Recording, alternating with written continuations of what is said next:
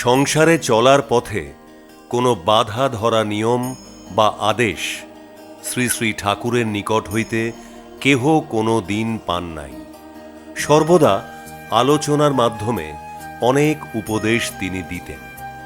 সেই সংগৃহীত উপদেশগুলি জীবন পথে চলার একমাত্র অবলম্বন। কোনো কঠিন সমস্যায় চিন্তান্বিত হইয়া পড়িলে ঠাকুর গল্পচ্ছলে উপদেশ দিয়া চিন্তা দূর করিয়া দিতেন। স্বভাব ধর্ম তথা কৈবল্য ধর্ম পৃথিবীর লোকের ধর্ম হইবে। পাহাড়তলি কৈবল্য ধামে সর্বধর্ম সমন্বয় হইবে। সর্বধর্মাবলম্বী সাধকেরা একত্রে এখানে সাধনা করিবেন। কালে কোনো মহাপুরুষ আসিয়া কৈবল্য ধামের মাহাত্ম্য ও কৈবল্য ধর্ম সমস্ত পৃথিবীতে প্রচার করিবেন। গুরুকে ভজনা বা পূজা করিলে সর্বদেবতাকে পূজা করা হয় ও সর্বদেবতা তুষ্ট হন। গুরুর আশ্রয় লইয়া সর্বদা থাকিতে হয়। গুরুর কার্য সমালোচনা করার ক্ষমতা কাহারও নাই।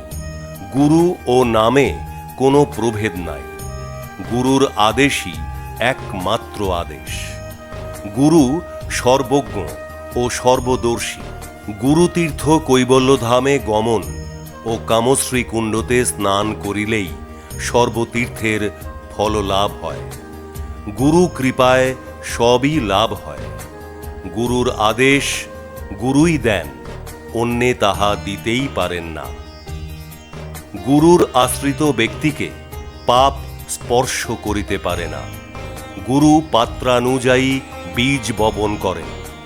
গুরুর বীজ নিষ্ফল হয় না। গুরুপদ সেবা অর্থে গুরুর আশ্রয় ভিক্ষা। গুরুর পূজায় সূচি অসুচি নাই। প্রত্যেক অণু পরমাণু গুরুরই অংশ। অতএব প্রাণ যাহা শরীরের মধ্যে আছে তাহার দিকে লক্ষ্য করিয়া নাম করিবেন। নাক দিয়া যে শ্বাস প্রশ্বাস যায় তাহার প্রতি লক্ষ্য করিবেন না। ধীর হইয়া বসিয়া যতটুকু সময় পারা যায় ওই নাম মনে মনে উচ্চারণ করিতে করিতে প্রাণের স্বরূপ জানিতে পারিবেন।